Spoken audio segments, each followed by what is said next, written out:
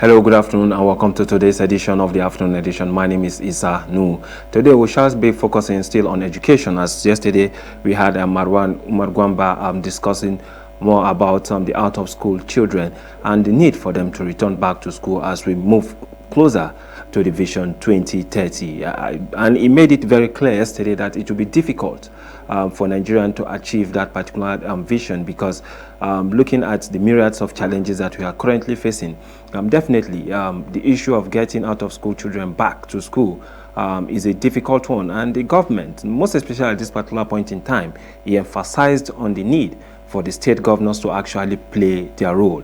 Over time, the federal government has done much by providing the resources, the funds for local government and for state government.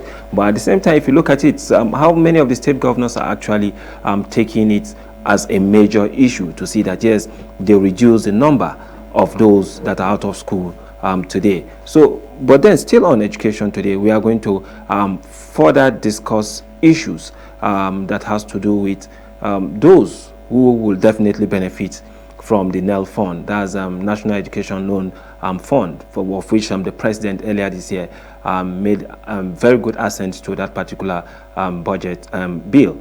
So, and if you remember, just recently the president also announced Mr. Jim Ovia to also manage that particular aspect, and that's more reason why we are here today to look at some of the challenges, because so many of the students who are likely to benefit from this still feel that they have one or two challenge, but how can they get this done is one major issue that we really need to focus on. And then we'll be going on a very short break, and when we return, we start the conversation with our guest, Mr. Bello Adamu, who is also part of the student body and also a major advisor to the National Association of Nigerian Student Leadership in person of the Vice President National. So after this break, he'll be joining us via Skype from his location. Just before the break, I did inform that Mr. Bello Adamu will be joining us from his location in Zaria, and we've been discussing before now, looking at how the students are also appreciating this particular message from the president with respect to him saying that, yes, most of the challenges they raised before now, the president has been able to put them in order, and now they have a wordy document of which they are going to work with. And the president just recently announced Mr. Jim Ovia also as the director or the director general of that particular fund. But then still, let me quickly get Bello's view on the recency with respect to how the body, for instance, NANS, all student body getting set for this particular, let me say, for this particular ball that the president has made available to them. So, Mr. Bello, good afternoon and welcome to the afternoon edition. Okay, so still on this particular issue, our expectation is that Mr. Bello will definitely join us as soon as possible to further continue with this conversation. But then our focus has always been that when the president assented to this particular bill, so many Nigerians were very, very happy because of many of us that go to school. Some of us, we have to pay through our nose before we can get it done. But at the same time, again, we're also trying to see that, yes, if at some point the president can also come in, or probably the state governors can come in. We've seen the state governors' intervention through scholarship and the rest, but that's not sustainable over time. Now the president is coming out with a new dimension of doing things, and this the student appreciated, and now they can now join. We can now join Bello Adamu. Mr. Bello, good afternoon, and welcome to the afternoon edition.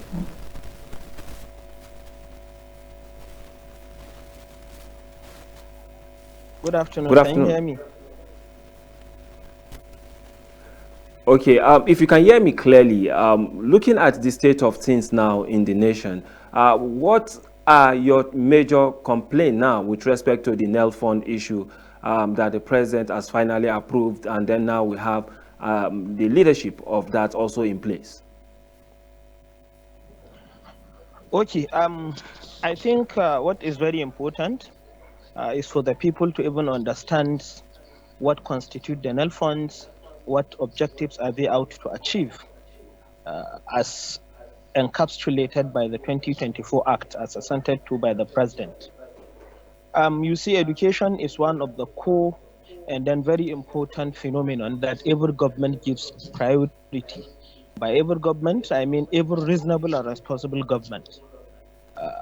The 1999 Constitution was so clear about it. In Chapter 2, specifically Section 18, under fundamental objectives and directive principles of state policy, the educational objective is a core objective that the Nigerian government is set out to achieve. The education loan or grant, as captured by the Nigerian Education Loan Fund, has its origin way back in the history. I think it's a system that has been copied from the Europe. It started in the Europe somewhere around 1100s. It got its ways into America after the World War, specifically in 1958. The same thing in England. It got legal backing somewhere around 1962, where the United Kingdom established the England Student Loan Company. With regards to Nigeria, there has been a system of total sponsorship of students, not in form of loan, but in form of scholarship. A lot of people that lived in the 50s, 60s, 70s, down to 80s and very early 90s were beneficiaries of this system. Public funds were used in training them. All of a sudden, we got a paradigm shift as a result of the global phenomenon or change in style of leadership and governance. All this scholarship, all this diversion of free system of education to loan systems are transition from the traditional way of government to what they call the new public management, which is the new way of doing things by the governments.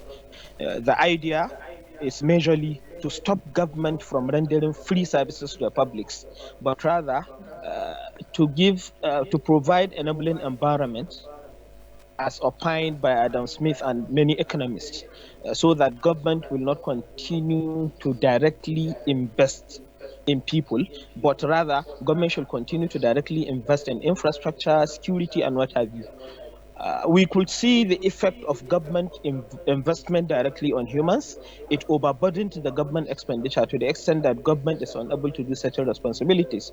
And I think that was why in 2023, President Muhammadu Buhari came up with the original idea of student loan, even though there were some lapses which were addressed by the 2024 Act. There are some problems for me, even though the hindrances were removed. For example, in the previous Act of 2023, one need to have a guarantor that is at least a director, all those restrictions and what have you. But this current Act, that's the 2024 Access to Higher Education Act, that's a repeal and reenactment bill of 2024 that was assented to by the president, which has now become an act, has done so many things in terms of improvement. But my thinking and my constraint is that will the resources be that much available for every Nigerian youth to apply? For me, this is the question. Because the act made it clear that its funding source will come from the taxes of FIRS, I think 105%, something like that. So will that be adequate enough for the youth to get access to apply? I mean, all the Nigerian youth? Or perhaps in the future, the law will require that every state or local government do domesticate similar at state and local government level, so that many of the youth are given access to education. You could see how the tuition fees have now skyrocketed in many of the federal tertiary institutions, almost becoming non-bearable or non-affordable to the indigent, the poor people. So these are the gaps for me I've seen. Will the resources be able to be available? Because the law or the act states or provides for how you made repayments. You will not begin to repay the loan until after graduation, I think with 2 years, yes. And then if you are unable to secure a job that will enable you to repay that loan, you go to a high court and made an affidavit that you are not employed or you don't have means to. And if you died, the act provides for forgiveness. So, but my constraint is, will the resources be available for the whole Nigerian youth intending to access tertiary education and skill-based educations to apply as required by the law? I think this is the constraint for me. Okay, your one other issue that you raised clearly is that as a result of this, even the universities, probably the polytechnics and then that of colleges of education, they've started increasing the cost of education, and that is a major issue. But then, what role do you think most of the leadership of this school will have to play? I mean, now the student body, with the management of our institutions, to see that yes, there is a bit of understanding amongst them in such a way that they are going to reduce, they are not supposed to shoot up the school fees, because that will also amount that in the next 3-4 years after graduation, when you start paying, you'll be paying so much high instead of at least having an humble amount to pay. No, you are right. Because of the exorbitant nature of the fees, for example, expect a student in ABU. ABU is one of the cheapest, paying, let's say, 70,000. 70,000 by 4, plus your accommodation, plus the token you are given, is going to be something huge, But I don't know, but at least members of the National Assembly here, I must say, senators, reps, politicians are doing their best in trying to see that they have come to the aid of these students. I know in many of the federal constituencies and state constituencies, members of the National Assembly come up with interventions, to cushion the effect of these hikes in school fees.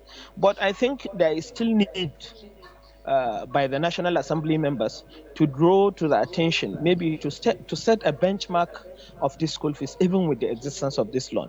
Because as you rightly alluded, it is going to be very difficult for someone to get a job of just, let's say, 70, 80,000, even though when the minimum wage comes in, it will shoot per month, and then you expect someone to begin to repay a loan he has taken to undergo that studies. So I think there is need for intervention of the National Assembly to see that there is absolute control of these fees, so that the institutions will not, or the masses will not be suffering at the detriment of the senates and governing councils of these tertiary institutions. That's a very good one. But then, if you look at it, one other aspect that is very, very clear is that the president tried as much as possible to see that, yes, everybody is involved, every stakeholder is carried along. And as a result of that, we still have some part of the National Association of Nigerian Students who are still complaining that it is not all their demands that are written in bold in that particular NELFund document. So, but in this particular case now, it has already been passed, the president has assented to it. Now they have an head that is going to manage that particular fund. And what do you think the student will have to do, the leadership of the student will have to do for it to be a success? Yeah, certainly NANSA did their best, especially as regard to the transition or the amendment from the 2023 to 2024 Act.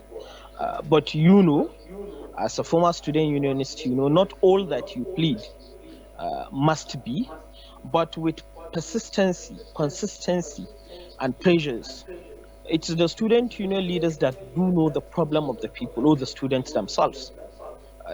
But if it's not the government is less aware of what the students are going through on campuses, but the student union leaders, the NANS president, the NANS leadership are actually aware, and some state student leaders. So I think they will continue, even though it has been assented to by the president.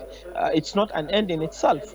There are still room for amendments of the laws and what have you. And I'm very much sure the National Association of Nigerian Students, as well as other student union bodies, will continue to mount on pressures and identify these gaps for the act to take care of. I was discussing with one of the Vice President National, Comrade Wise Abu, on the effort they will be making, and then it's positive. NANS is not reluctant about making this act a bit or a better or a flexible or an act that will benefit the indigent poor it's meant to.